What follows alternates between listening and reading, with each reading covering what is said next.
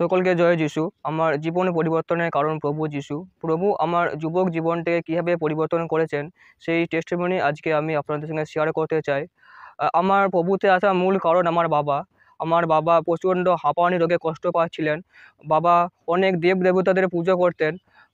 বাবার ৪৬ বছর বয়স পর্যন্ত বাবা খুব হরিনাম ভক্ত করতো, বাবা খুব হরিনাম করতেন।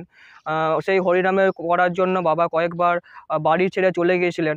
তো সেই কারণেও সেই কারণে আমার বাবা সুস্থতা পায়নি গো। কিন্তু প্রভুতে আসার পরে আমার বাবা প্রার্থনা করে প্রভুর কাছে সুস্থতা পায়। তো আমি সেই পরিবারেরই ছেলে। আমি যখন আমি ছোটো থেকে যখন বড় হই, আমি সেই দেব দেবতাদের ঘটনাগুলি শুনে আসছি আমি। সেই সংস্কৃতিতে আমি তো বড় হচ্ছি আমি।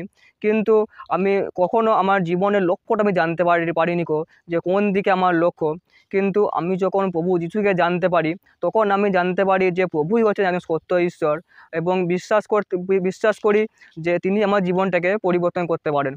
তো আমি চার্চে আসি, প্রার্থনা করি, এবং আমি যখন বাইবেল পাঠ করি তখন আমি একটা বাক্য পাই বাইবেল থেকে। গীতসংহিতা ১২১-এর ১ পদ। আমি সেই বাক্যটা আপনাদের সঙ্গে শেয়ার করতে চাই। সেখানে লেখা আছে, আমি পর্বতমালার দিকে চেয়ে থাকি, কোথা থেকে আসবে আমার সাহায্য? প্রভু পরমেশ্বরের কাছ থেকে নেমে আসবে আমার সাহায্য। আমি যখন চার্চে এসে যখন আমি এই বাক্যটা পাই, তখন আমি সেই বাক্যটা নিয়ে আমি প্রার্থনা করতে থাকি যে প্রভু তুমি আমাকে পথ দেখাও, আমার লাইফটা কোন দিকে, আমার লক্ষ্যটা কোন দিকে। যেহেতু আমি আমার লক্ষ্য ঠিক করতে পারছিলাম না। তো আমার বাবা মায়েরও ইচ্ছা ছিল যে আমি একজন ইঞ্জিনিয়ারিং পড়ি, এবং আমারও ইচ্ছা ছিল একটা ইঞ্জিনিয়ারিং পড়ি আমি। কিন্তু প্রভুকে আমি প্রার্থনা করতে থাকি যে প্রভু আমার ইচ্ছা আমি ইঞ্জিনিয়ারিং পড়ি, কিন্তু তুমি আমাকে সাহায্য করো আমাকে সেই ইঞ্জিনিয়ারিং পড়তে। আমরা খুব গরিব পরিবার, কিন্তু আমি যদি ইঞ্জিনিয়ারিং পড়তে যাই, আমাকে যদি সরকারি কলেজে আমি যদি চান্স পাই, তাহলেই আমি একমাত্র ইঞ্জিনিয়ারিং পড়তে পারবো। আমি যদি প্রাইভেট কলেজে পড়তে যাই, তাহলে পরে আমাকে পড়ানোর মতো সে সাধ্য আমার পরিবারের ছিল না। তো আমি প্রার্থনা করতে থাকি প্রভুর কাছে যে প্রভু আমি যদি ইঞ্জিনিয়ারিং পড়ি, তুমি আমাকে সাহায্য করো যেন আমি সরকারি কলেজে চান্স পাই, তাহলে পরে আমি আমার সেই লক্ষ্যটা পূরণ করতে পারবো। এবং আমি প্রার্থনা করি, প্রভু তোমার যদি পরিকল্পনা হয় যে আমি ইঞ্জিনিয়ারিং পড়ি, সরকারি কলেজে চান্স পাই, তো তাই হোক। তো আমি প্রার্থনা করতে করতে আমি যখন আমি পরীক্ষা দিই, এন্ট্রান্স পরীক্ষা দিয়েছি, পরীক্ষাতে আমি সরকারি কলেজে চান্স পাই, এবং আমি সেই ইঞ্জিনিয়ারিং পড়ি আমি। তো আমি ডিপ্লোমা পড়ি, বিটেক পড়ি। তো আমি সেই পড়ার সাথে সাথে আমি কাজও করি, জব করি আমি। তো আমি জব করতে করতেও আমি আমার সেই সিভিল লাইন যেটা আমার ইচ্ছা ছিল আমি সেটা পড়ছিলাম, কিন্তু আমি সেই লাইনে আমি স্যাটিসফাই ছিলাম না এখন, যে আমি কী করব। আমার আমার আমার ইচ্ছা আমি ইঞ্জিনিয়ারিং পড়ি, কিন্তু আমি সেই লাইনে স্যাটিসফাই নই।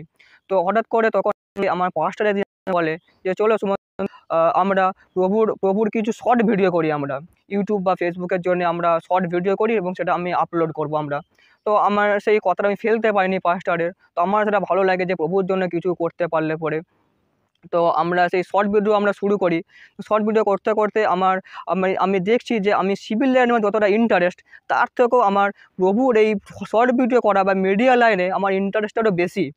তো আমি সবসময় এই লাইন নিয়ে পড়ে থাকতাম আমি।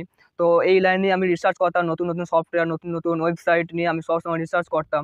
আমার যখন ইন্টারেস্ট যে আমি মিডিয়া লাইন নিয়ে আমি কাজ করি, কিন্তু আমার পরিবারে সেই কথা আমি বলতে পারবো না, কারণ আমার বাবা মায়ের ইচ্ছা আমি একজন ইঞ্জিনিয়ার হই।